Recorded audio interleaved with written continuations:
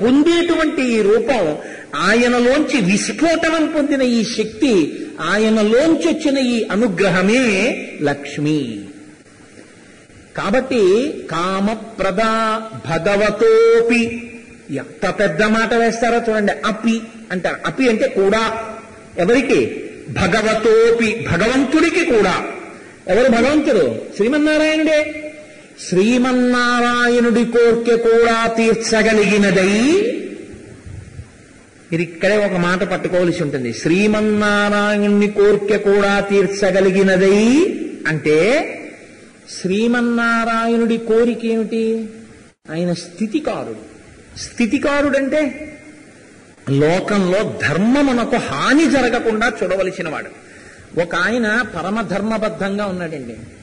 ఎంతో ధర్మాన్ని, ఈశ్వరుణ్ణి ఆశ్రయించి ఉన్నాడు. ఆచరించినది ధర్మము, నమ్మినది పరమాత్మ. నమ్మకము ఆచరణ రెండూ కలిస్తే అదే ఈశ్వర స్వరూపం. ఆచరణ నమ్మి ఆచరిస్తున్నాడంటే వేదం చెప్పిన దాన్ని నమ్మాడు, ఆ నమ్మకంలో ఈశ్వరుడు ఉన్నాడు, ఆచరించడంలో శ్రద్ధ ఉంది. ఇప్పుడు ఈయనకి ఈశ్వరుడు అనుగ్రహం కలగాలి. ఇప్పుడు ఈయనకి అనుగ్రహం కలగాలంటే లోకంలో అందరికీ ముందు కలగవలసినటువంటి అనుగ్రహం ఏది అంటే, ఎవడు ప్రతివాడికి కూడా ఒక కోరిక అనేటటువంటిది పుట్టి తీరాలి. మీరు ఒకటి జాగ్రత్తగా ఆలోచించండి. మనం లేకి మాటలు కొన్ని మాట్లాడుతుంటాం. కాముడు అన్నారనుకోండి, వెంటనే పనికి మాలినవాడు అని మనకొక భావన. శాస్త్రం అలా ఎప్పుడు మాట్లాడలేదు. మీరు బాగా జ్ఞాపకం పెట్టుకుంటే మన్మథుడు అమ్మవారికి మహాభక్తుడైనటువంటి వాళ్ళల్లో ఆయన ఒకడు. కాముడు లేకపోతే అసలు మన జీవితం లేదు. నాకు కనకధారా స్తోత్రం మీద వ్యాఖ్యానం చెయ్యాలి అన్న కోరికే లేదనుకోండి, అసలు నేను ఇక్కడికి వచ్చి కూర్చోవడం అన్నది ఉందా? నా జీవితంలో కొన్ని గంటల పాటు సద్వినియోగం జరగడం అన్న మాట ఉందా? కనకధారా స్తోత్ర వ్యాఖ్యానం విందామన్న కోరిక మీకు పుట్టలేదనుకోండి, మీ అందరూ వచ్చి ఇక్కడ కూర్చుని ఆ స్తోత్రాన్ని విని నేను ఒళ్ళు మరిచిపోయి 9 వరకు చెప్పేసినా వినగలిగినంత ఓర్పుతో, అంత శ్రద్ధతో విని మీరు తరించగలుగుతున్నారంటే లోపల మీకు ఆ కోరిక ఉండబట్టే కదా కూర్చోగలిగారు. నా భార్య యందు నాకు ధర్మ సంతానాన్ని పొందాలన్న కోరిక నాకు ఉంటే కదా నేను పితృరుణం నుంచి విముక్తుండయ్యేది. నేను ఒక దానం చెయ్యాలి అన్న కోరిక ఉంటే కదా నేను ధర్మబద్ధంగా 5 రూపాయలు సంపాదించి దానం చేయగలిగేది. ఇప్పుడు కోరిక తప్పు ఎందుకైంది? కోరిక ఎప్పుడు తప్పు కాదు. కోరిక తప్పు ఎప్పుడు అవుతుందంటే, కోరిక ధర్మం అనేటటువంటి చట్రం వంచి కింద పడిపోయి ఇష్టం వచ్చినట్టు దొల్లితే. అలా దొల్లిందనుకోండి, అది ఏం చేస్తుందో తెలుసా అండి? దొల్లినప్పుడు బాగుంటుంది. మీరు ఎప్పుడు బాగా జ్ఞాపకం పెట్టుకోండి. ఆ క్షణమునందు చాలా బాగుంటుంది. ఎందుకు బాగుంటుందంటే, నీకు శాస్త్రము యొక్క రహస్యమేమిటో అనుభవంలోకి రాలేదు, ఆలోచనతో భయపడడానికి శ్రద్ధ లేదు. ఈ మాటలు మీరు బాగా పట్టుకోవాల్సి ఉంటుంది. రావణుడి కామం ధర్మచట్రం నుంచి ఎందుకు జారింది అంటే, వాడికి ఒక ధైర్యం. ఇన్ని వరాలున్నాయి, నన్ను ఎవడేం చేయగలడు? జారిపోయి అనుభవించినప్పుడు బాగుంది. సీతమ్మ దగ్గరికి వెళ్ళి మాట్లాడితే, రాముడు వచ్చేసిన తర్వాత దాని ఫలితం ఏమిటో తెలిసింది. ఇప్పుడు ఆ ఫలితం వచ్చేసిన తర్వాత ఇంకా తప్పుకోగలిగాడా? ఇక తప్పుకోలేవు.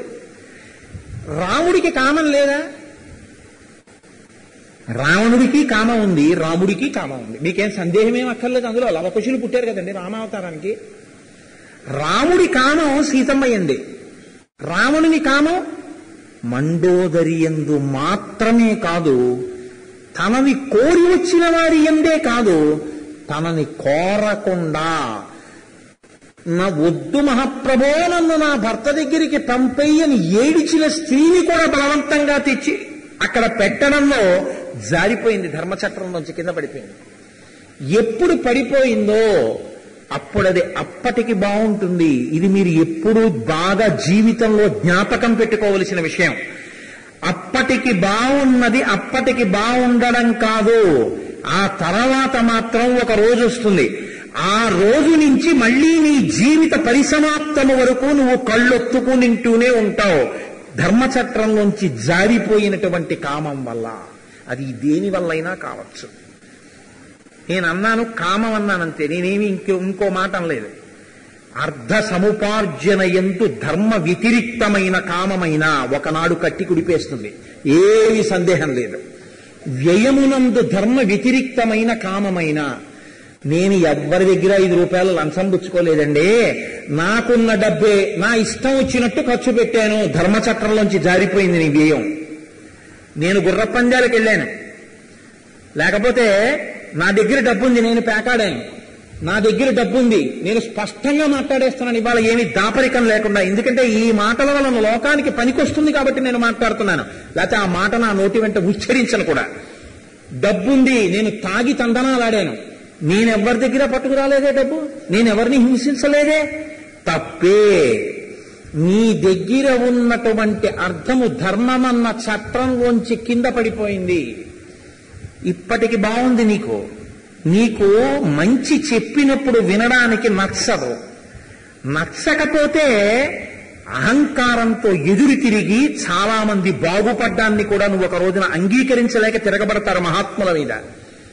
ధర్మచట్రంలోంచి జారిపోయినదే చాలా అందంగా ఉంటుంది. మీరు ఎప్పుడైనా చూడండి, మీకు ధర్మచట్రంలో బిగించి ఉన్న కామం అంత పెద్ద అందంగా ఉన్నట్టేం కనపడదు. కానీ ధర్మచట్రంలోకి వెళ్ళిపోయినటువంటి కామం ఏదుందో అది ఎవడు పట్టుకున్నాడో వాడి వెనక వాళ్ళని కూడా రక్షిస్తుంది. తన ఒంట్లో ఉన్న ఓపిక సరస్వతీ సేవకి సుబ్బారావు గారు ఖర్చు చేశారు కాబట్టి చూసిన వాళ్ళకి వెర్రేడిందిగా సరస్వతీ ప్రాంగణం పట్టుకుని అలా తిరుగుతుంటాడనిపించచ్చు. 3 తరాలు ఇంజనీర్లని, డాక్టర్లని, ఐఐటీలని చేసింది. అది ధర్మం నుంచి జారిపోయి అదే సుబ్బారావు గారు తన ఒంట్లో ఉన్న ఓపికని ధర్మ నాశనానికి ఖర్చు పెట్టారనుకోండి, అది కూడా కట్టి కుడిపుతుంది 3 తరాలు. ఎందుకు కుడపలేదు ఆయనకు అలాగా అంటే ధర్మంలోకి ఇమిడ్చాడు ఆయన. ధర్మంలోకి నువ్వు ఇమర్చగలిగితే ఇదొక్కటే మీరు ఎప్పుడూ జీవితంలో గుర్తుపెట్టుకోవాల్సి ఉంటుంది. మీరు ఏది చేస్తున్నా ఇది ధర్మచట్రంలోకి ఇముడుతోందా, మీతో పోదని గుర్తుపెట్టుకోండి. మీ ఒక్కరితో ఎప్పుడూ పోదు. మీ ధర్మచట్రంలోంచి జారిపోయిన మీ కామం అంటే మళ్ళీ జ్ఞాపకం పెట్టుకోండి, మనం ఇవాళ ఏమైపోయాం, కామం అనేటప్పటికీ స్త్రీ పురుష సంబంధమైన కామమే అనుకుంటాం. కాదు, కామమన్న మాట చాలా విస్మృతి యందు వాడబడుతుంది. నా గురువు గారి పాదాలు పట్టుకోవడం కూడా నా కామమే. కొన్నాళ్ళు అయిపోయేటప్పటికీ నా గురువు గారి పాదాలు పట్టకుండా ఓసారి వెళ్ళి ముట్టుకోకపోతే నేను ఉండలేను, అది నా కామం. కానీ ఇప్పుడు ఈ కామం ఉత్తమ కామం. ఆ కోరిక నా ఎందు ఉండిపోతే అది ఉత్తమ కామం, నన్ను ఉద్ధరించే కామం. ఎప్పుడూ నా భార్య శరీరాన్ని ముట్టుకోవడమేనా, ఎవరికి తెలుస్తుంది? ఆమె కూడా నా యందు అనురక్త కాబట్టి నేను ఆవిడ్ని ముట్టుకుని ఆనందిస్తానని ఒక్కసారి ముట్టుకున్నాను అనుకోండి, అంతే ధర్మచట్రంలోంచి పడిపోయింది కింద. బాగా గుర్తుపెట్టుకోండి నేను అన్నమాట. నేను చాలా స్పష్టంగా మాట్లాడుతున్నాను ఇవ్వాలని చెప్పాను, దాపరికం లేకుండా మాట్లాడుతున్నానని చెప్పాను. ఎప్పుడు కింద పడిందో అప్పుడే చాలా బాగుంటుంది. ఎంతకాలం చట్రంలో ఉందో అదంత అందంగా ఉన్నట్టు కనపడదు. మనిషిని భ్రంశం చేయడానికి కలిపురుషుడు చేసే పని ఏమిటంటే ఆ చట్రంలోంచి ఎప్పుడూ కూడా మేకు పెట్టి ఎత్తి కింద పడేయించేసినట్టు మూసలోంచి మీ కామాన్ని ధర్మచట్రంలోంచి కిందకి తోసేసుకుంటాడు. అలా పడిపోయింది అనుకోండి, ఏ విషయంలో పడిందో ఆ విషయానికే మీరు కళ్ళెత్తుకోవాల్సిన రోజు వస్తుంది. ఇది పరమ యథార్థం. మీరు సమస్త వాంగ్మయము యొక్క సారాంశము ఇంతే. ఇప్పుడు నేనేమన్నానో ఆ కోణంలో మీరు ఇప్పుడు పురాణ వాంగ్మయాన్ని అంతటినీ చూడండి, మీ ఇష్టం. రామాయణాన్ని చూడండి, భారతాన్ని చూడండి, భాగవతాన్ని చూడండి, మీ ఇష్టం ఏదైనా చూడండి.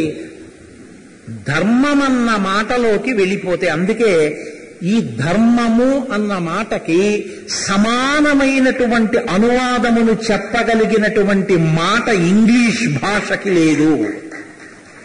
అసలు ధర్మ అన్న మాట ఇంగ్లీష్లో చెప్పవలసి వస్తే వాళ్ళకి సమానమైన మాట లేక ధర్మ అనే రాస్తారు ఇంగ్లీష్లో వాళ్ళు. ధర్మం అన్న మాటే లేనటువంటి వాడు ధర్మం గురించి వాడిని ధర్మంగా నువ్వు ఎలా తీసుకుంటావు? వాడు చెప్పిన వ్యాలంటైన్స్ డే నీకు ఎందుకు పనికొచ్చింది? ఇలా అన్నవాడి మీద నువ్వు ఎందుకు బాధపడతావు? ఎందుకు నువ్వు ఏడుస్తావు? ఇది ఇది పెద్ద చేసి టీవీ ఛానల్లో చూపించిన టీవీని తిరిగితే నువ్వెందుకు గుండెలు బాదుకుంటావు? ధర్మచట్రంలోంచి జార్చి పాడు చేస్తోంది కాబట్టి నిందిస్తాం. టీవీ మీద ఎవరికి కోపం కాదు. ధర్మచట్రంలోంచి అవతలవాడి కామం జారిపోయేవి దిగుమతి చేయవద్దు. దిగుమతి చేస్తే సమస్త జాతి భ్రష్టు పడుతుంది. వాడితో పోదు. ఎవడికి ఎందులో జారిపోయిందో వాడి వెనక వాళ్ళు కూడా బాధపడిపోతారు దానివల్ల. ఇది పడకుండా చూసుకుంటూ ఉండాలి. ఎప్పుడు ఇమిడి ఉందా ఇమిడి ఉందా ఇమిడి ఉందా చూస్తూ ఉండాలి. అందులోకి వస్తూ ఉంటే పర్వాలేదు, అందులోకి రాలేదంటే ఇక దాని జోలికి వెళ్ళకూడదు. కాబట్టి ఇప్పుడు మీరు చాలా జాగ్రత్తగా పరిశీలనం చేస్తే మీరు ఎక్కడానికైనా కాముడే, పడిపోవడానికైనా కాముడే. మీరు చాలా జాగ్రత్తగా గుర్తుపట్టాలి. ఉన్నదొక్కటే పదార్థం. విష్ణువు తానే ధర్మం కోసం ఒక్కొక్కసారి గిల్లేస్తాడు. కొన్ని ధర్మం కోసం అనుగ్రహిస్తాడు. ధర్మం కోసం అనుగ్రహించి ధర్మం కోసం గిల్లేసే విష్ణువికి సాయపడేది ఏదుందో అదే ఆయన కొడుకు. అందుకే లక్ష్మీనారాయణుల కొడుకు మన్మధుడనడానికి కారణం అదే. ఆయన కొడుకు ఆత్మావై పుత్రనామాసి. తండ్రి ఎలా ఉంటాడో కొడుకు అలాగే ఉంటాడు. కృష్ణావధానులు గారి పొద్దున్న మహానుభావుడు వచ్చి కూర్చునుంటే నా కొడుకు వెళ్ళి, అంటే నా కొడుకని గొప్పకి చెప్పట్లేదు, శాస్త్ర మర్యాదగా చెప్తున్నాడు సుమండి. ఇదన్నీ ఏదో నా గురించి పొగుడుకోవడం అనుకోకండి, దానికి నేను వ్యతిరేకిని. ప్రవర 2 చెవులు పట్టుకు చెప్పి నమస్కారం చేశాడు. ఆత్మావై పుత్రనామాసి అన్నారు. అంటే తండ్రి వలె ఉన్న కొడుకు. ఇప్పుడు నేను సంతోషించాలి. అలా వాడు ఇప్పుడు నమస్కారం చెయ్యాలి, పెద్దలకని నేను కోరుకోవాలి. ఆత్మావై పుత్రనామాసి. తండ్రి ఎలా ఉంటాడో కొడుకు అలా ఉంటాడు. విష్ణువు ఎలా ఉంటాడో కాముడు అలాగే ఉంటాడు. విష్ణువు 2 చేస్తారు. ఎప్పుడు ధర్మాన్ని రక్షించాలో అనుగ్రహిస్తారు, ఎవరు ధర్మాన్ని పాడు చేస్తున్నారో వాళ్ళని గిల్లుతారు. కాముడు ఎవరు కామను సక్రమం చేసుకుంటారో. సక్రమం చేసుకోవడం అంటే ఏంటండి? భక్తితో ఉండడమే. శాస్త్రమునందు ఈశ్వరుడి యందు ప్రమాణ బుద్ధితో ఉంటే కామము ధర్మంలోకి వెళ్ళిపోతుంది. ఎవడి మాట నేను ఎందుకండి వినాలంటే పడిపోతుంది కింద.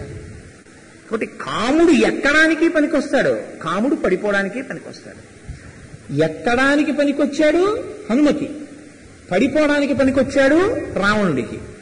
ఎక్కడానికి పనికొచ్చేటట్టుగా అనుగ్రహించేది ఆవిడే, పడిపోవడానికి వీలైన రీతిలో భ్రంశం చేసి ఇంద్రియములకు శక్తినిచ్చిన ఆవిడే. ఆ సీతమ్మేగా ఇద్దరిని అలా చేసింది. ఒకడికి అనుభవైక వేద్యమైన వస్తువుగా కనపడుతోంది, ఒకరికి మాతృస్వరూపిడిగా కనపడుతోంది. ఒక ఆయన భవిష్యత్ బ్రహ్మ అయ్యాడు, ఒక ఆయన 10 తలకాయలు తెగిపోయాడు. ఇది అమ్మవారి యొక్క శక్తి. ఈ శక్తితో అమ్మా నువ్వేం చేశావో తెలుసా? తండ్రికి తోడుగా ఉండడానికి తండ్రికి తండ్రి లాంటి కొడుకునిచ్చావు. కామప్రదా. ఇప్పుడు రెండో అర్థం ఏమిటంటే తండ్రికి కొడుకుని ఇవ్వడానికే భార్య. భర్త ఒక పురుషుడి యొక్క 3 రుణములు పుట్టుకతో ఉన్న వాటిల్లో ఒక రుణం ఏమిటి అంటే పితృరుణం. తండ్రికి రుణపడి ఉంటాడు. తండ్రికి రుణం ఎప్పుడు తీరుతుంది? తండ్రికే కాదు, పితృదేవతలకందరికీ రుణపడిపోయి ఉంటాడు. ఆ రుణం ఎప్పుడు తీరుతుంది అంటే ఒంటి మీద బట్టలు కట్టుకుని ఉండగా కట్టుకున్న బట్టలతో నీటిలో దూకి స్నానం ఎప్పుడూ చేయకూడదు. అది పరమామంగళకరమైన స్నానం. కానీ జీవితంలో ఒక్కసారి చేస్తారు అటువంటి స్నానం. అది సచేల స్నానం అంటారు. అంటే కొడుకు పుట్టినప్పుడు ఎలా స్నానం చేయాలో శాస్త్రం చెప్పింది. కొంచెం నీటి దగ్గరికి వెళ్లి ఎత్తైన ప్రదేశంలోంచి ఒక్క దూకమంది. ఏ బట్ట కట్టుకునున్నావో కొడుకు పుట్టాడని చెప్పినప్పుడు అందులోంచి కొత్త చొక్కా కదా అని విప్పేసి దూకద్దని చెప్పింది. నువ్వు దూకితే నీళ్లు పైకి ఇలా లేవాలి. అది చూస్తారట పితృదేవతలు. ఓ నీ రుణం తీరిపోయిందిరా అంటారట. నేను నిన్నెలా కన్నానో అలా నువ్వో కొడుకుని కన్నావు. ఏమండి అలా అందరి చేతుల్లో ఉంటే మరి పిల్లలు లేని వాళ్ళు ఎందుకు అయ్యారు అన్న మాట ఇప్పుడు తేకండి. ఆ విషయం వేరు. అది ఈశ్వరానుగ్రహానికి పితృదేవతల అనుగ్రహానికి సంబంధించింది. నేను చెప్తున్నది బాధ్యతగా విధిగా అంతే. కాబట్టి ఇప్పుడు సచేల స్నానం కొడుకు పుట్టినప్పుడు ఒక్కసారే చేస్తాడు. ఇప్పుడు చెప్పండి, కాముడు మీ యొక్క రుణం తీరడానికి హేతువయ్యాడా అవలేదా? భార్య యందు కామం, ధర్మపత్ని యందున్న కామం తన యొక్క రుణం తీర్చుకోవడానికి మార్గమైందా అవలేదా? అయింది. క్రమక్రమంగా వయసు పెరుగుతున్న కొద్దీ శాస్త్రం మీద కోరిక ఎక్కువైపోయింది. ఏదైనా ఊరు వెళ్ళామో ఈయనకి ఎంత పిచ్చో బాబోయ్, ఇంటి నిండా ఎక్కడ చూసినా పుస్తకాలే. మళ్ళీ ఓ పుస్తకం తెచ్చేస్తారు, ఎప్పుడూ అలా ఏమిటో ఎంత చదువుతారో తెలియదు, అలా చదువుకుంటూనే ఉంటాడు పుస్తకం. ఎక్కడ చూసినా పుస్తకాలే.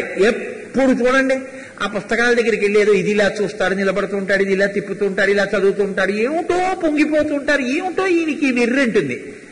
కామమే ఆయనకి అది, కానీ ఉత్తమ కామం. ఆయనకి శాస్త్ర పరిశీలనం చెయ్యాలి, తెలుసుకోవాలన్న ఆ కామం మంచిది. పనున్నా లేకపోయినా ఏడాదికి ఒకసారి వెంకటాచలం వెళ్ళాలి, ఉత్తమ కామం, మంచి కోరిక. పనున్నా లేకపోయినా తప్పకుండా దేవాలయానికి వెళ్ళి ఒకసారి దర్శనం చేయాలి, ఉత్తమ కామం.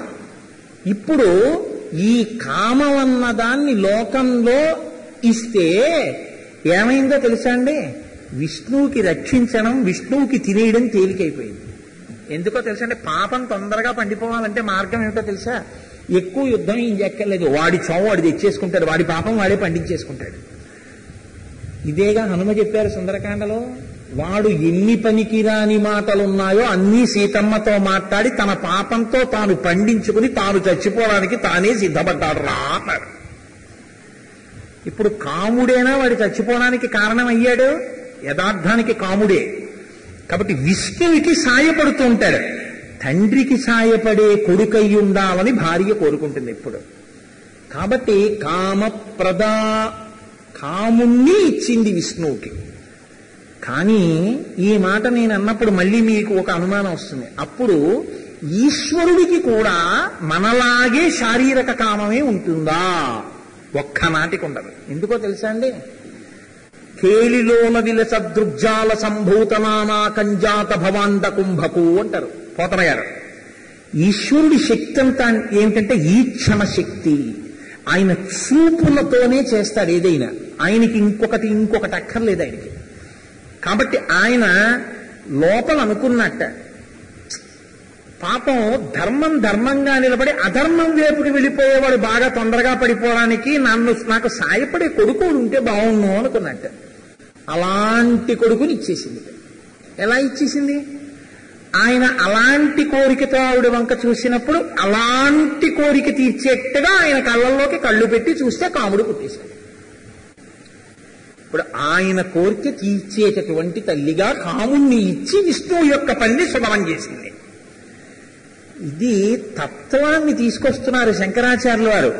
అసలు నోరు విప్పి అడగనటువంటి భర్త ఇలాంటి కొడుకుంటే బాగుండు అనుకునేటప్పటికి చూపులు కలిపి అటువంటి కొడుకునిచ్చినటువంటి ధర్మపత్ని ఆయన గుండెలలో నెలవైనటువంటి తల్లి మహాపాతివ్రత్యంతో అందుకని అలా చూస్తోందయా అన్నాడు. కాబట్టి ఇప్పుడు ఆ చూపులకున్న శక్తి భగవత్ అపి, భగవంతునికి కూడా కోరిక తీర్చగలిగినటువంటి చూపా చూపు. భగవతోపి కటాక్షమాల కళ్యాణమావహతు మే కమలాలయాయ. ఎక్కడ పెట్టేస్తారో అసలు ఆ ముడులైనా ఎలా వేస్తారో శంకరాచార్యుల వారు కళ్యాణమావహతు, అమ్మా మాకు కళ్యాణం చెయ్యి. కళ్యాణం భద్రం శ్రేయం శుభం సంపత్తి ఇవన్నీ పర్యాయ పదాలే ఒక్క స్థాయిలో మాట్లాడితే. ఇప్పుడు నాకు కళ్యాణమును కృప చెయ్యి, మంగళమును కృప చెయ్యి, మమ మంగళ దేవతాయా అంటూ కదా మొదలెట్టారు. కళ్యాణమును చెయ్యి. కళ్యాణమును చెయ్యవలసిన నువ్వు ఎక్కడ కూర్చునుంటావు? కమలాలయాయా. మరి అదేమిటండి, ఇందాక గుండెల్లో కూర్చుందన్నారు కదా, మరి ఇప్పుడు కమలాలయాయా కమలంలో కూర్చుందంటున్నారు కదా, ఎందుకు ఈ చిరకాసు మాటలో? ఏదో ఒకటి చెప్పండి మహాప్రభు, ఈ అల్లరంతా ఏమిటి, మాకు కనకధార చెప్తానని అంటే ఇక్కడే ఉంది చమత్కారం. ఇది కనకధార అర్థం అవడం. కనకధార అర్థం అవడమే కనకధార చదివేటప్పుడు పొంగుకి కారణం. అదేమిటో అర్థం కాకుండా అది పొంగుకి కారణం ఎలా అవుతుందండి? మీరు వెతుకుతున్న గుడే అది, కానీ వాడు చెప్పిన భాషలో మీకు అర్థం కాలేదు. ఇదే మీరు వెతుకుతున్న గుడి అన్నాడు వాడు, కానీ మీకు ఆ భాష రాదు, కాబట్టి మీకు పొంగు లేదు. ఏం చెప్పాడే అన్నాడు. మీరు తెలుగువారా అన్నాడు. ఆ పక్కన చెప్పులు తీసుకుంటున్న ఆయన. అవును అన్నాడు. మీరు వెతుకుతున్న గుడి అదిగో అదే అంటున్నాడు ఆయన అన్నాడు. ఉషాయ్ మనం వెతుకుతున్న గుడి అదేటన్నాడు. ఇప్పుడు పొంగు ఎందుకు వచ్చింది? మీకు అర్థమైన భాషలో చెప్తే వచ్చింది. మీకు అర్థమైన భాషలో చెప్తే మీకు పొంగు వచ్చినట్టు కనకధార మీకు అర్థమైతే చదువుతున్నప్పుడు పొంగు వస్తుంది. ఆ పొంగు వస్తే కనకధార పడుతుంది. బాగా అర్థం అవ్వాలంటే ఏదో కాకి పక్కన పిల్లి అలా చెప్తే అది ఎందుకు గుర్తుంటుగా ఇది పెద్ద గుర్తు పెట్టుకునేది ఏంటంటారు. బాగా వింటే తప్ప గుర్తు పెట్టుకోవడానికి వీలు లేక బుర్ర గోక్కుని వింటే అది బాగా గుర్తుంటుంది. అందుకని అలా మాట్లాడతారు శంకరాచార్య వారు. మీకు బాగా గుర్తుంటే మీకు బాగా శ్రేయస్సు కలుగుతుందని తప్ప మిమ్మల్ని కష్టపెట్టి అర్థం చేయించడం ఆయన లక్షణం కాదు. కాబట్టి కమలాలయాయాహ, ఏమిటి కమలాలయాయాహ? మళ్ళీ భగవతోపి కటాక్షమాలయే, భగవంతుని కోరిక తీర్చేయడానికి కమలాలయాయాహ. అదేమిటండి? కమలం అంటే పద్మం. ఆవిడ పద్మంలో కూర్చుంది. పద్మంలో కూర్చున్న తల్లి అంటే అర్థం ఏమిటో తెలుసా అండి? అసలు పద్మం విచ్చుకునేటటువంటిది ఎప్పుడు సూర్యకిరణాలకి మాత్రమే విచ్చుకుంటుంది తప్ప ఏ ఇతరమైనటువంటి దానికి పద్మం విచ్చుకోదు.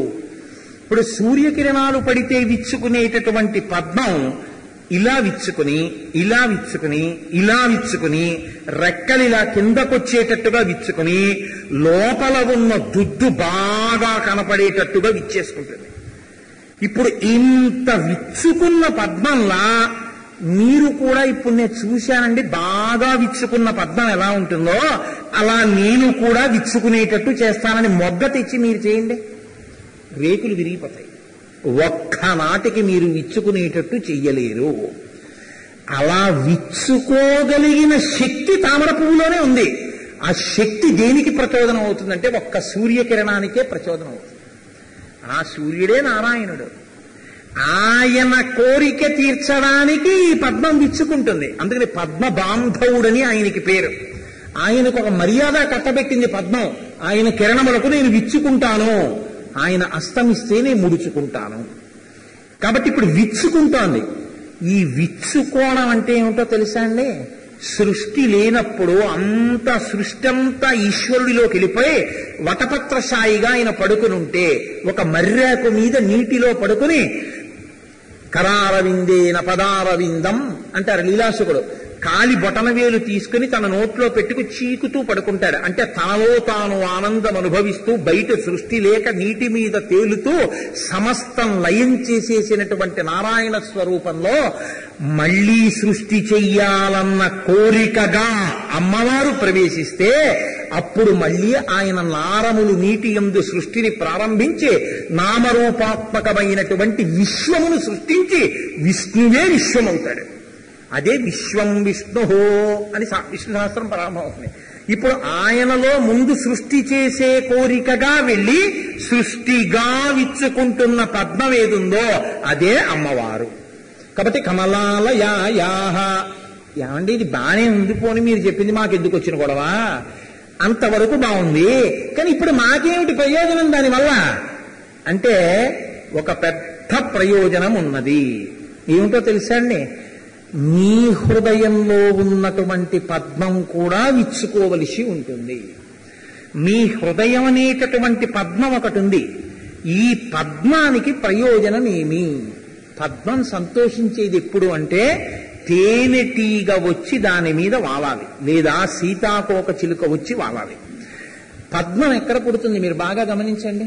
బురదలో పుడుతుంది. బురదలో పుట్టి బురదలో తేలి బురదలోనే ఆకులుంటాయి, కానీ నీటి చుక్క ఆకు మీద పడదు. తామరాకు మీద నీటి బొట్టు. ఆ పద్మం బురదలోంచి పైకి తేలి ఇలా విచ్చుకుంటుంది. బురదలో ఉన్నటువంటి పద్మం బురదలో విచ్చుకుంటే పద్మంలో కూడా ఏ వాసన ఉండాలి? సాధారణంగా బురద వాసనే ఉండాలి. మన సిద్ధాంతం ప్రకారం అయితే కంటికి కనపడేది నిజం అని మాట్లాడితే బురదలో పుట్టిన పద్మంలో బురద వాసన ఉండాలి. కానీ బురదలో పుట్టిన పద్మంలో ఏ వాసన ఉంది? పద్మ సుగంధం అంటారు. గొప్ప సువాసన ఉంది. పద్మము బురదలో పుడితే సువాసన వెదజల్లేటట్టుగా చేయగలిగిన శక్తి ఒకటి లోపల ఉందా లేదా? అదొకటి తయారు చేసిందా లేదా? బురదలో ఉంటే సుగంధాన్ని తయారు చేసిందా లేదా? రెండు, బురదలో పుట్టింది బురదనే పీల్చి బురదనే ఆధారం చేసుకుని బురద తిని తామర పువ్వుగా ఉంటే దాని లోపల ఉన్నది ఏదైనా చేదుగా ఉండాలి. కానీ తామర పువ్వులో ఉన్నటువంటిది మకరందం ఉంటుంది, తేనె ఉంటుంది. మీరు బాగా గుర్తుపెట్టుకోండి, బురదగా ఉన్నటువంటి చెరువులో తామర తూడు పుట్టి తామర ఆకు వేసి తామర మొగ్గ పుట్టి తామర పువ్వు పెరుగుతున్నప్పుడు దీనితో పాటే పెరుగుతూ ఒకటి ఉంటుంది, కప్ప. పిల్ల కప్ప పుట్టి కొంచెం పెద్ద కప్ప ఇంకొంచెం పెద్ద కప్ప అవుతుంది. ఈ కప్ప పెరుగుతూ ఉంటుంది, ఇక్కడ తామర తీగ పెరుగుతుంటుంది. తామర తీగ పువ్వు పూస్తుంది, కప్ప పెద్దదవుతుంది. ఈ కప్ప దీనితో పుట్టి దీనితో పెరిగి ఇది పువ్వు పూసినప్పుడు ఇది పెద్దదిగా ఉండి ఇంతంత కళ్ళతో చూసినా తామర పువ్వులో తేనె ఉండి తీయగా ఉంటుందన్న విషయం పక్కనే పెరిగిన కప్పకి ఎప్పుడూ తెలియదు. ఎవరికి తెలుసు? ఆ బురదలో పుట్టకపోయినా పక్కనున్న వనంలో ఉన్న సీతాకోక చిలుకకు తెలుసు. అది ఎగిరొస్తుంది. ఎగిరొచ్చి బురదలో వికసించిన పద్మం మీద అది వాలుతుంది. వాలి ఇందులో తేనె అది తాగుతుంది. సీతాకోక చిలుక రావాలంటే మీ హృదయ పద్మం విచ్చుకుని అందులో తేనె తయారు కావాలి. ఇందులో తేనె తయారు చేసేటటువంటి శక్తి ఒకటి ఉంటే కదండి తేనె తయారైంది. మన మనస్సు అనేటటువంటి పద్మంలో తయారు కావలసిన తేనె భగవంతుడి యందు భక్తి. అందుకే శంకరాచార్యులు వారు శివానందలహరి చేస్తూ మనో రాజీవే భ్రమరాధిపో విహరతాం శ్రీశైల వాసీ విభో అంటారు. ఈ మనస్సు అనేటటువంటి పద్మంలో తేనె నిండి ఉంటే పరమేశ్వరుడనేటటువంటి భ్రమరాధిపతి భ్రమరాంబికానాథుడైనటువంటి భృంగాధిపతి మగతుమ్మెద వచ్చి వాలకుండా ఉండదు, వాలి తీరుతుంది. ఎప్పుడు అందులో తేనె ఉంటే. ఇప్పుడు ఇందులో తేనె అంటే భక్తిని ఇవ్వగలిగింది ఎవరు? అసలు నిజంగా భక్తి అందరికీ పుట్టేయగలిగింది అయితే భక్తి లేకుండా కొందరు ఎందుకున్నారు? భక్తిని ఇవ్వగలిగినది అమ్మవారే. ఆ తల్లి అనుగ్రహమే నిన్ను భక్తుడిగా తయారు చేస్తుంది. కాబట్టి ఇప్పుడు నువ్వు ఈశ్వరుడికి అనుగ్రహాన్ని పొందాలంటే ఈ భక్తి ఆవిడ అనుగ్రహంతోనే తయారు కావాలి. ఈ అనుగ్రహం ఉంటేనే నీకు భక్తి ఉంటుంది, భక్తి ఉంటేనే విష్ణువు యొక్క అనుగ్రహం కలుగుతుంది. కాబట్టి కమలాలయాయాః అక్కడ వరకు వినండి ఆ శ్లోక వ్యాఖ్యానం. ఇది సన్నివేశానికి ఎలా విడుతుంది? పైకి ప్రార్థన చేయకపోవచ్చు శంకరాచార్యుల వారు. ఇందులో ఎక్కడైనా ప్రార్థన ఉందా బ్రాహ్మణికి ఐశ్వర్యం ఇమ్మని? లేదు. లేకపోయినా మరి సన్నివేశం శ్లోకంలోకి ఎలా వెళ్ళిపోతుంది అంటే భక్తి ఉండబట్టి కదా ఏకాదశి నాడు ఉపవాసం చేసింది, ద్వాదశి నాడు పాలన చేద్దాం అనుకుంటోంది, బ్రహ్మచారికి దానం చేద్దాం అనుకుంటోంది. ఇంట్లో ఉన్న ఒకే ఒక పాడైపోయిన ఉసిరికాయ తెచ్చాయి చేతిలో వేసింది, ఇదిగో ఉసిరికాయ సాక్ష్యం. ఇప్పుడు భక్తి ఉంది కాబట్టి నువ్వు రావాలా వద్దా, అనుగ్రహించాలా వద్దా? ఇలా చూస్తే కాముణ్ణే సృష్టించి తండ్రి కోరిక తీర్చగలిగినటువంటి భార్యవే, అంత గొప్ప అమ్మవే, మరి ఆవిడ అమ్మతనంతో నాకు తెచ్చి ఒక ఉసిరికాయ వేస్తే మూడు లోకముల తల్లివి కమలాలయాయాః, ఈ అమ్మ ప్రేమకి మురిసిపోయి నువ్వు ఈవిడ దరిద్రం తీర్చొద్దమ్మా. ఈవిడ గుండెల్లో ఉన్న భక్తి తెలిసిన తుమ్మెదవి కదా, నువ్వు వచ్చి వాళ్ళొద్దమ్మా. కమలాలయాయాః తామర పువ్వులో కూర్చునే లక్షణం ఉన్నదానికి కదమ్మా, మరి ఎందుకు ఇవ్వాలి కదమ్మా. ఇది అడగకుండా అడగడం, పైకి స్తుతి మాత్రమే చేయడం. ఇలా చేసుకుంటూ వెడితే మనసులు ఎప్పుడో అప్పుడు ఆవిడ అన్ని విని ఓ చాలా బాగుందో అందనుకోండి, ఏమవుతుంది? అదేంటమ్మా అలా నిశ్చయం అనుకోండి. మరి అది చదివావుగా, కనకధార అన్నావు, చాలా గొప్ప గొప్ప శ్లోకాలు చెప్పావు, చాలా గొప్ప స్తోత్రం చేశావు శంకర, చాలా ప్రీతి పొందాను అందనుకోండి. అమ్మా అలా కాదమ్మా, ఈ స్తోత్రం ఎందుకు చేశానో తెలుసా అమ్మా, అసలు నువ్వు ఆ మాట ఎక్కడ అనలేదే, నాతో స్తోత్రం చేసేటప్పుడు ఇందుకోసమని ఏం అనలేదే అని అమ్మవారు అంటుందిగా. అలాగని ప్రతి శ్లోకంలోనూ బ్రాహ్మణిని అనుగ్రహించమని అన్నారనుకోండి, అది విసిగించినట్టు ఉంటుంది. తండ్రి కాళ్ళు పడుతూ ఆస్తి ఎప్పుడు రాసేస్తావు అడిగినట్టు ఉంటుంది. కాబట్టి ప్రతి శ్లోకంలో అడగచ్చా? అడగకూడదు. కానీ అడగకుండా అడిగినట్టు ఉండాలి. అంటే మనసు గెలుచుకోవాలి. రోజు తండ్రి కాళ్ళు పడుతుంటే ఈ కొడుకు దగ్గర ఉండగా నాకేమిట్రా లోటుని, విరే నాన్న విల్లు రాసేస్తాం అనుకుంటున్నాను రా అంటాడు తండ్రి. ఎందుకు నాన్నగారండి మీరు విల్లు రాయడం ఏంటండి? 10 కాలాలకి మీరు అలా ఉండాలన్నది కొడుకు. తండ్రి మనసు చూరగొన్నవాడై ఉండాలి. కాబట్టి స్తోత్రం చేస్తూ వెళ్ళిపోతుంటే అందులో సన్నివేశం వెళ్ళిపోతోంది. కానీ ఎప్పుడో ఒకప్పుడు దేవతానుగ్రహాన్ని రాబోయే తరాలకి అక్కడ ఉన్న గృహిణికి పంచిపెట్టాలంటే ప్రకటంగా తాను ఎందుకు చేస్తున్నారో చెప్పాలి. ఒక చోట చెప్పారు శంకరాచార్యులు వారు. ఎక్కడ చెప్పారో తెలుసా అండి? కనకధారా స్తోత్రంలోనే ఒక శ్లోకం ఉంది. దీని తర్వాత శ్లోకం 9వ శ్లోకం వరకు చూపులతోనే ఉంటాయి. ఆ శ్లోకం దాటిపోతే దద్యా దయానుపవనో ద్రవిణాంబుధార అస్మిన్నకించన విహంగ శిశౌ విషణ్ణే దుష్కర్మ ఘర్మమపనీయ చిరాయ దూరం నారాయణ ప్రణయిని నయనాంబువాహ అంటారు. ఈ శ్లోకంలో తన హృదయాన్ని బయటపెట్టేశారు శంకరాచార్య వారు. అమ్మా దద్యా, ఇప్పుడు తిన్నగా అడిగేస్తున్నారు, ఇచ్చేసేయి. ఏమిటి వాళ్ళ దయా, ఇది ఆయన మాట. ఎంత గొప్పగా మాట్లాడతారండి. దద్యా అనేటప్పటికి అమ్మవారు ఉలిక్కి పడుతుంది. ఇప్పుడు వచ్చాడు బయటికి, అసలు విషయం చెప్తున్నాడు అని చెవులు రిక్కించి వింది ఏమంటారని. దయా అన్నారు. అమ్మ బాబోయ్, డబ్బిమ్మంటలేదు, దయ్యమ్మంటున్నాడు.